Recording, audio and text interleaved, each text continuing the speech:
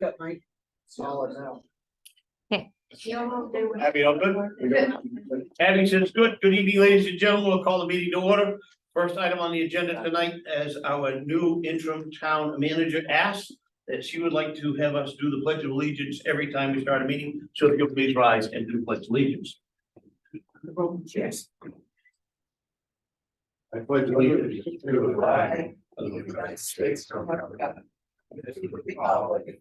Stands one nation under God, indivisible, with liberty and justice for all. Thank you, good way to start a meeting.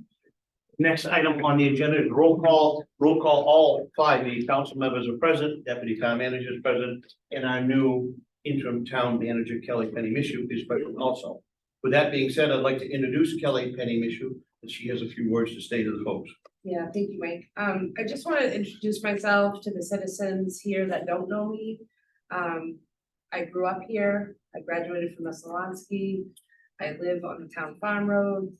My great grandparents, my grandparents, my parents all live in Oakland, or have lived in Oakland in the past.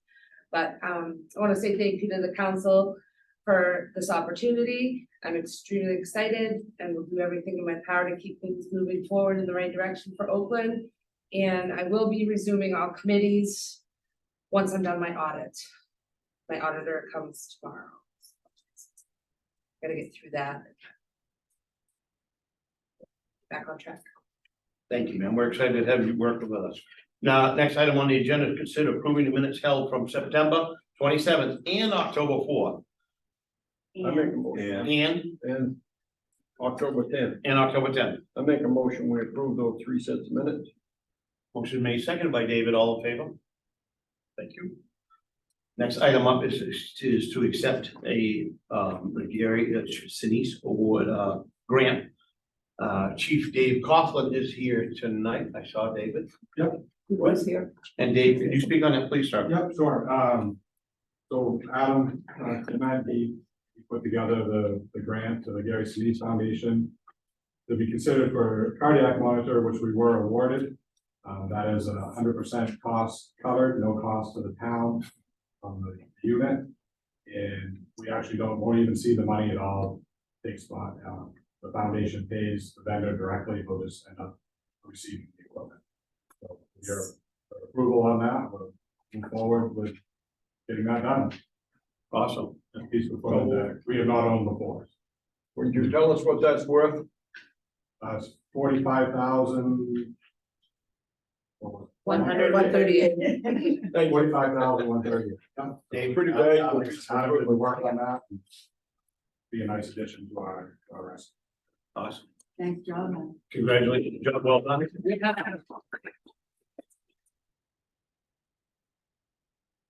Motion by Don Bowman to accept it, seconded by Dana, all in favor? Thank you. The next one is Mr. Boyd Snowden talking about the Woodstock Road right of way. Yes, so, thank you. The town was approached by Lisa and Joe Barney. I'm gonna give these little maps to the council. Don't trip over the owl. I see that. Thank you for the warning, though. So, the town was approached, I think it was a few months ago. By Lisa and Joe Barney. They purchased, the area in.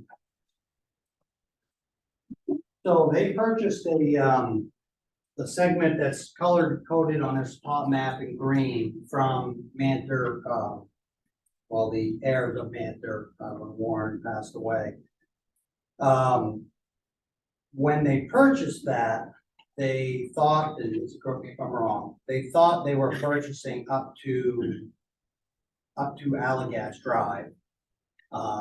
Or at least up toward Allagash Drive, further than what they actually were end up deeded.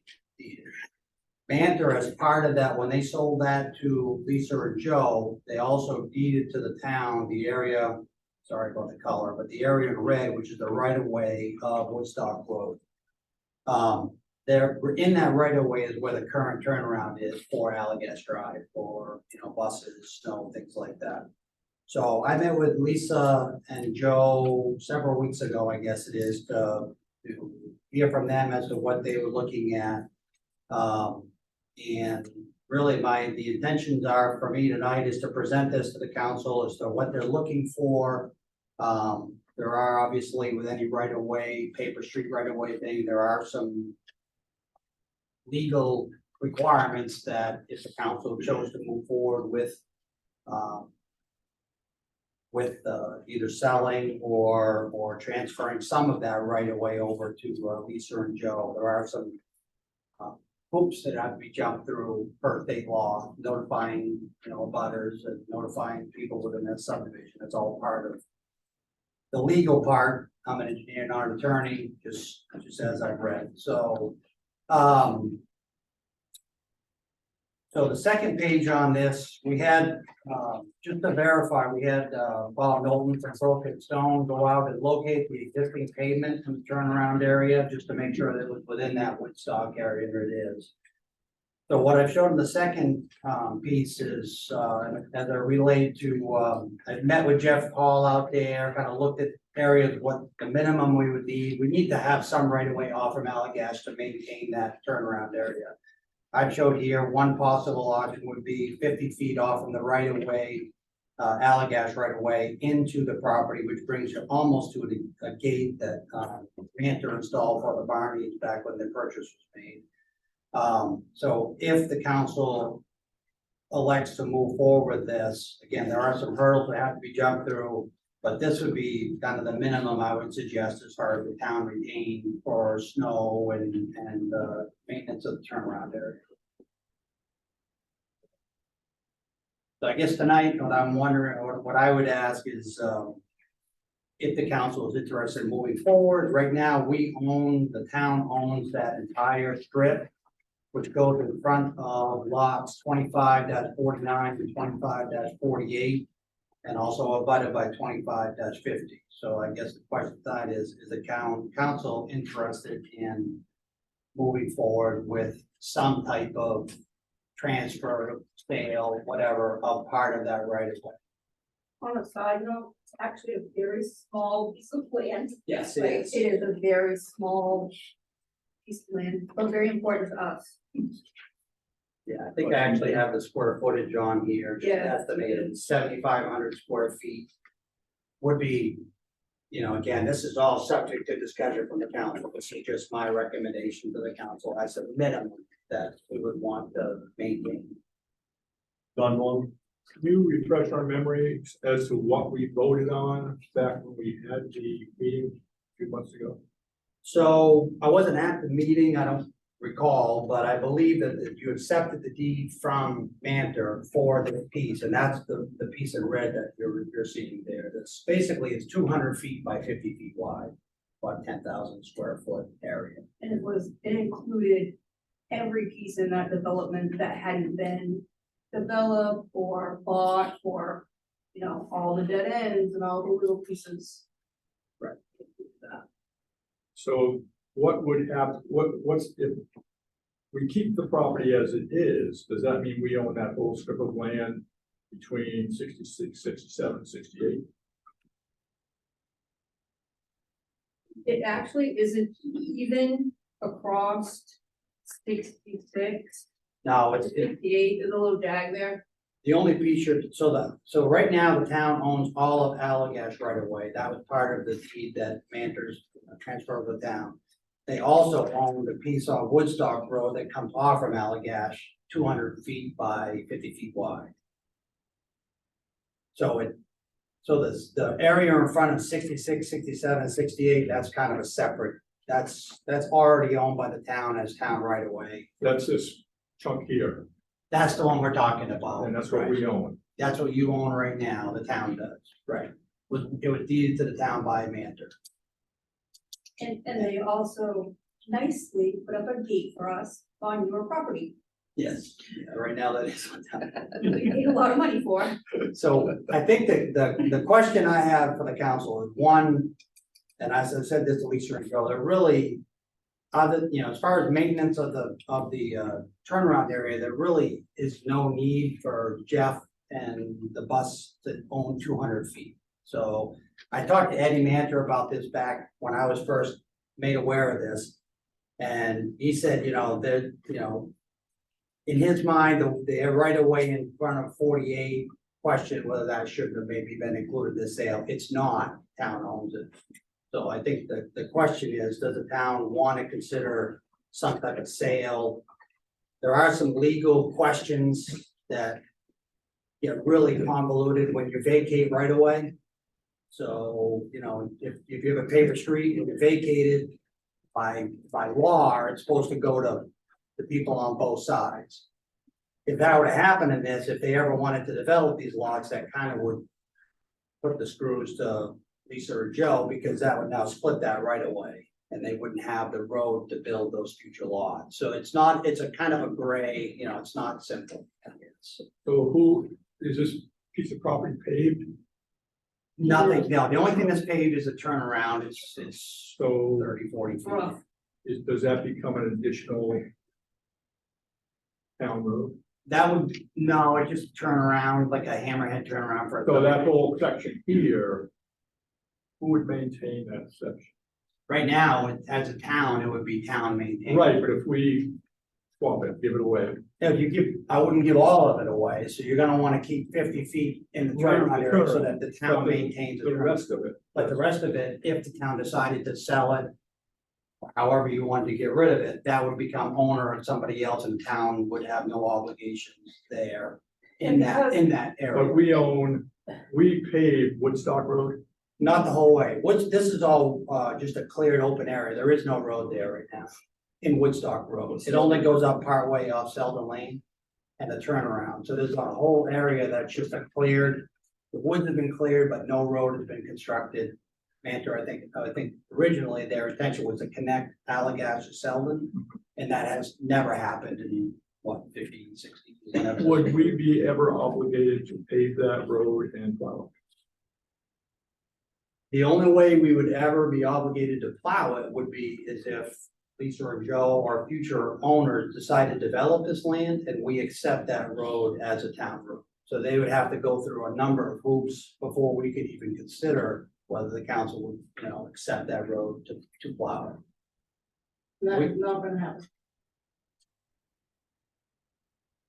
Dan? So there isn't any road there now, it's just open space, right? It's all, Just a yeah, road on paper. it's a Yeah. paper street, right, with the Okay. exception exception of there is a stub that comes off Selden Lane for a turnaround. Yep. And the stub coming off of Allagash, there is nothing in between.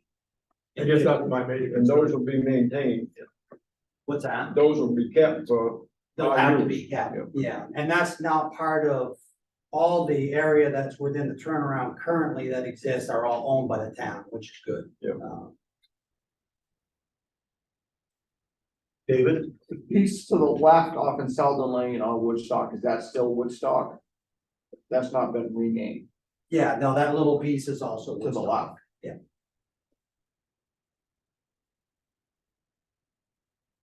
Further question? Well, So the town plows Allagash. correct.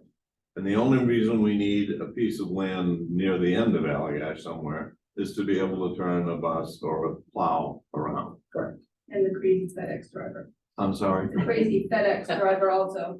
He needs a place to turn. So, but you would like to have that portion of this little red strip here that the town doesn't need for a.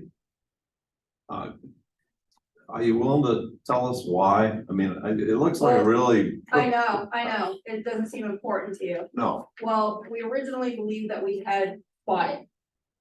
And then I had a meeting with Ella, and she said, your gate is on town property. You're gonna have to move it. And I said, whoa, I couldn't even believe it. I said, just let me make a call and we'll fix it. No. Mantor really did a number on us. They made us believe that we had bought that all, they put the gate in for us, charged us an arm and a leg. And we actually were gonna own all the way down to the other end, but we insisted that we didn't want anything to do with the turnaround down on that end. So we had them put, Jersey barriers across, right at the line, all the towns, not our problem. But on this end, we discussed at length with them in the driveway, in the garage, friendly conversations. about, this road, this paper road and, having it all be ours, you know, the rest of the development, nobody would have anything to do and, you know, it would just be a nice piece of land to keep our end of the road private. And then we found out that little strip wasn't ours, where our gate is and everything. So we would just, my husband was just so bad. We could not believe it had happened. But how they did it was in the deed, it said the paper road abutting, and it said all the lot numbers on the right-hand side. But it didn't include the 2 lot numbers we had bought years ago. We missed it. Well, let me just take a run at this. I don't see any reason why the town needs to own that piece. The problem may be that once the town wants to get rid of it, that the people who own 2550 on the other side of that little red strip may be entitled to half of it. Is that what you said? So that's the gray area, right? Because, I mean, if you look at vacating a street, that's absolutely correct. If they vacated, it goes to the center of the road. There's probably a fix to that. I mean, those people may decide they have no use of it and they don't care. Right. So. There is some, Jan pointed me to, actually this morning, a book that Ella had in her office. It was from MMA about roads and things like that, and I just kind of read through it quickly as I could this afternoon on that.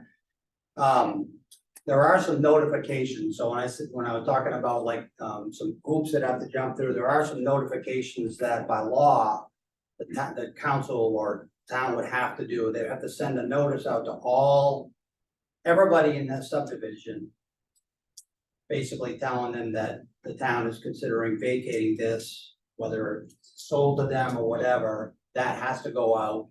And I suspect at that point, anybody that has any concerns, then there's a process they have to submit in writing, and there's a whole lot of legal mumbo jumbo, but there's a process anyway. If the council decides to move forward, it was a process we should go through to make sure everything's on the other. Don Mormon. So if we maintain the red area, or at least down to where 2551 cuts through there, we wouldn't have to do that. If the town maintained that, If we retain that red yeah, triangle, we wouldn't have to go through the process of getting everybody's. yeah, it's basically, because in order to sell it, I think that's by law, the town would have to go out and let everybody know this is what we're doing. Are you saying that on a standpoint of the cost? I couldn't hear what you said. Is he saying that, like, the cost to the town to do that? Well, a variety of things. One is the paperwork, the time that it takes to do that. Is that something that is of, it makes it much easier to do. And if somebody does say, we want a half of that, and somebody else says, or that one person does, then what happens to our turnaround? What happens to that other little piece? Is that the They only can't piece? touch turnaround. Right, turnaround, we would retain no matter what, that right away for the turnaround, no matter what happens, we would never give up that area in the right of way, so And I that. guess the question is, how long does that area have to be? And I think there was a question before that, is there enough room in a turnaround? And we said yes, but before there was a little question about, do they have room to put their snow? Because Yeah, I know on most turnarounds, if you have a gate there and you have a lot of snow, you start building it up and before long, you have no place to put it. We purposely put the gate along with Mantra's recommendation. Right where the Jersey barriers have been for 30 years. And it's all cleared now because we thought we owned it. So we cleaned out all the sumac and all the stuff on the outside, so there's more room than there's ever been in there for Dale. I did take Jeff out there, and he said when you're plowing, no amount is ever enough, but he said he could live with what's there with the gate and everything, he didn't have any issue with it, so. David. So essentially, nothing would change from what's going on right now. other than 150 feet of the 200 feet would be turned over.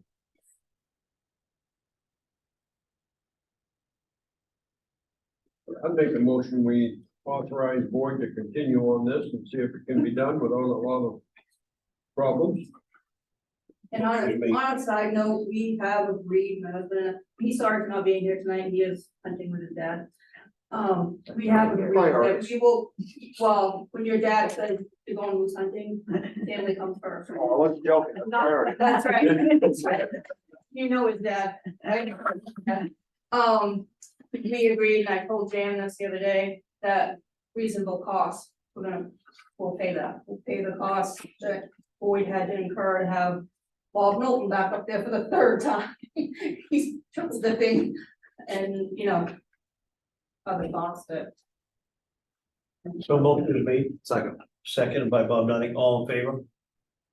Thank you. Great, Thank you. thank you very Thank you much. for your time.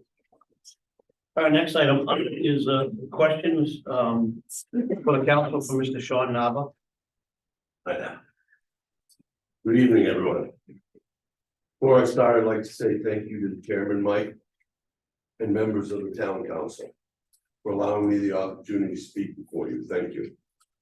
I would also like to extend my thanks to the hardworking town employees that have endured this transition. I can't imagine how stressful and difficult this has been to do your jobs since this all began.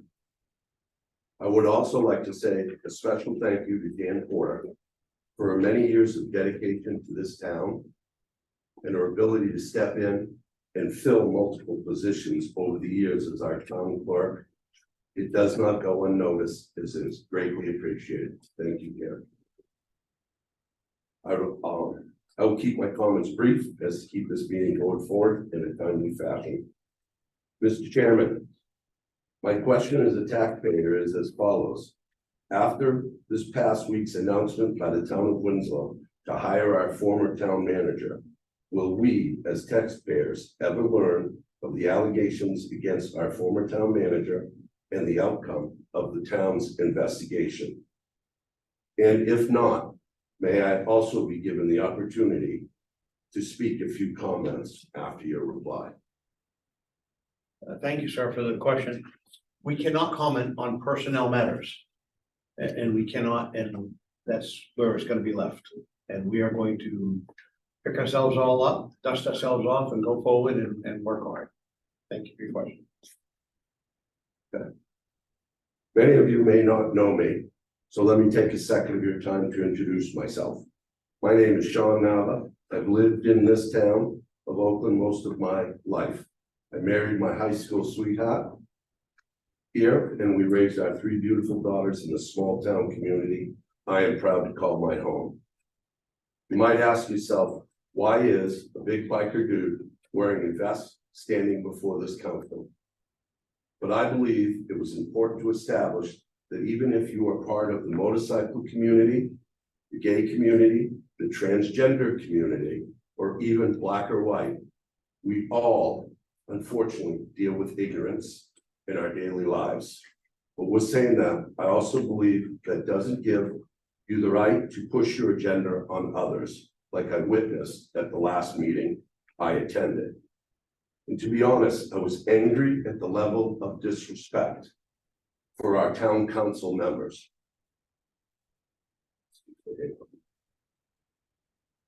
That consequently, I stood up and voted for to lead our town in a direction we can all be proud of. Let's be clear, that wasn't a town meeting, but a lynch mob. And unfortunately, something I am not proud of, and I don't believe most of my neighbors are very proud of as well. Be honest, standing up behind the town lawyer with a sign was also very disturbing. Our tax dollars paid for him to stand up and legally represent the town of Oakland and our better interests without infringing on his ability to do so without prejudice.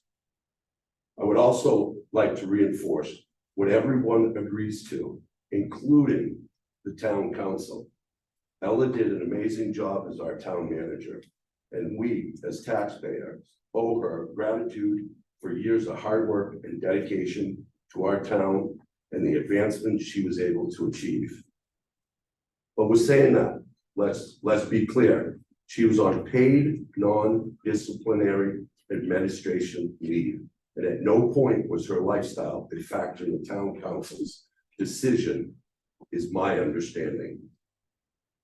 In demanding that we forego the proper process of an investigation and allowing transparency before it was complete, was not respectful as of her rights, and as a taxpayer, I'm grateful to the leadership of the town council in this very unpopular decision to take the steps to ensure that wasn't done.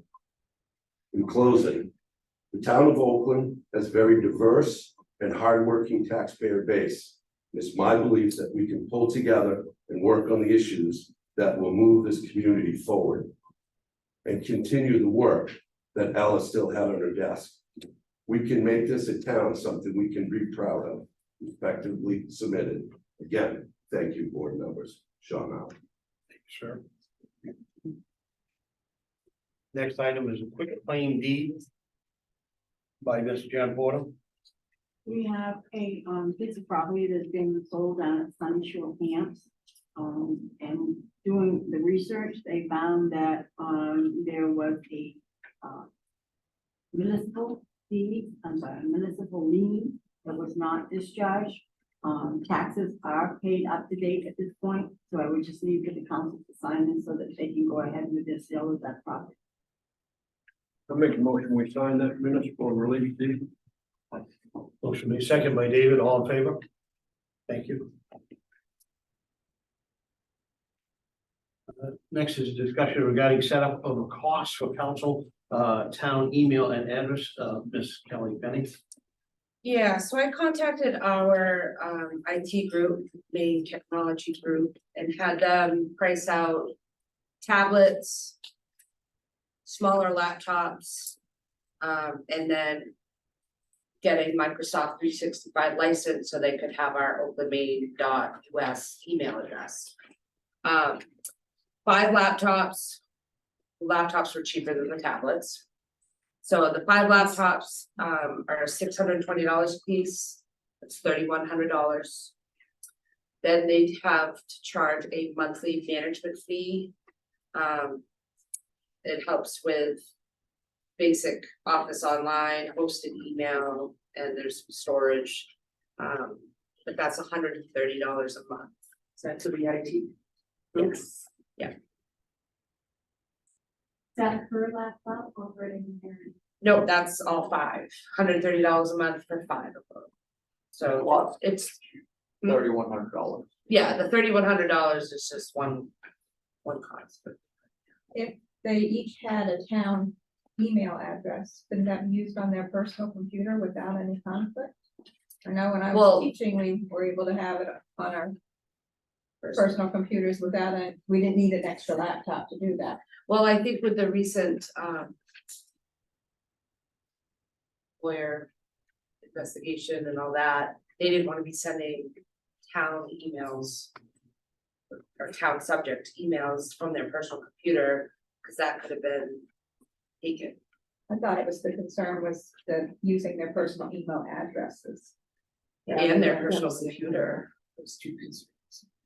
How come the laptops were less expensive than the tablets? Cause I mean, I just bought a tablet for $150. And I have Microsoft 365 or whatever it is on there.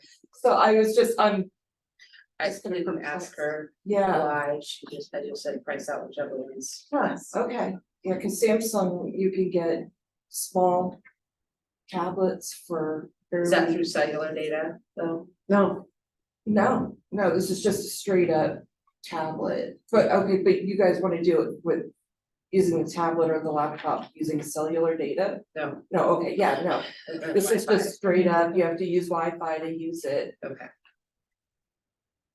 They probably don't carry Samsung. They go to their. Yeah, oh, you guys have to go through a certain dealer and You didn't everything. get a contract. There's the problem, you guys have to spend extra money because you have to go through the contract, got it. Mr. Lanahan? Patrick Linehan, you may want to ask your provider, your electronics provider, whether you're a thick client or a thin client. If you're a thick client, the program is on your device. If you're a thin client, you're actually logging into the site, utilize your email. And that may be the difference between needing a laptop and not needing a laptop. But those are the two terminologies as far as, you know, whether you're logging into a system or whether you're maintaining it on your device itself. Thank you. Thanks, sir. Questions, anybody here? Bob? I'll start. The discussion we had previously about whether you should have a new tablet or whether you just needed an email, I believe that I said that on my equipment, which is a phone, a computer, and a laptop that I have at home, I get personal messages. I also get messages from the state of Maine, many of which are or some of which are confidential, and all of which are funneled through the state system and allow the state to keep a record of all of those messages in and out forever and ever and ever. I personally have no interest in having another piece of equipment for any reason. Everybody can contact me on this. If I would be surprised to learn that the town can't arrange with a provider to add us to the same as Kelly has an email, Bob could have an email. And You could add that to your phone. could add that, whatever server that you use. Yeah. I've got Outlook because that's what the state uses, and I've got whatever it is, Apple's server for messages.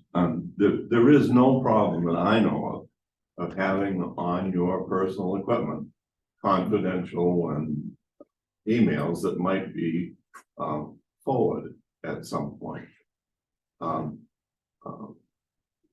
The federal law is a FOIA request, the state law is a FOA request. And when they request something, if they want to see all of your messages about Memorial Hall, you have, that's the way they request it. And you then provide to them copies of all the emails you've had about Memorial Hall. You don't give them your piece of equipment. You don't give them all of your emails so they can look through and find the ones about Memorial Hall. You provide to them what they specifically asked of you. So, to the best of my knowledge, I'm no lawyer, but there's no reason why we have to have a separate piece of equipment, nor do I need one. So, I would just to add what, Mr. Redding said, that as long as you do not go on public Wi-Fi or anything that's public, then you should be able to keep the security issue. I don't go on any public Wi-Fi or what have you, but if you go in to an airport, to a restaurant, a hotel, whatever, you usually have an option of purchasing secure Wi-Fi, or you don't do it.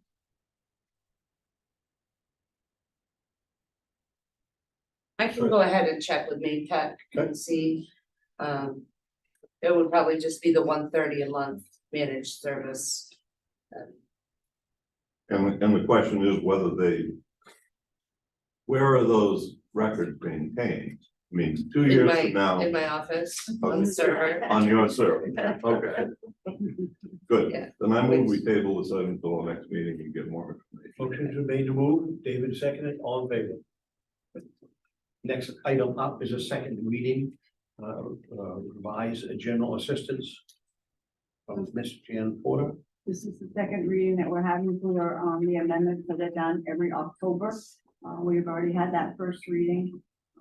It goes from everything from food, CMP to rent, household, personal, burial fees that we can, what are the guidelines you have to go by.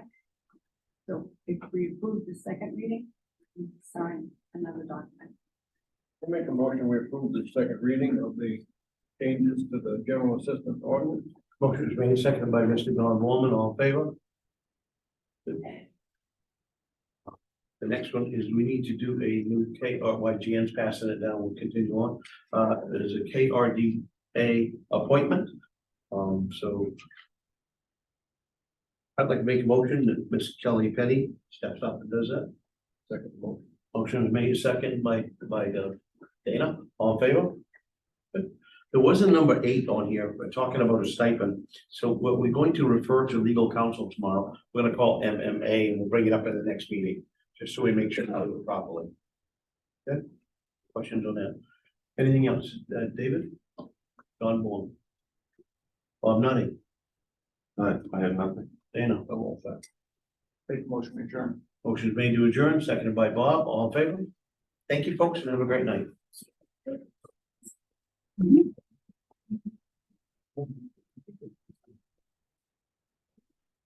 I will have a good night.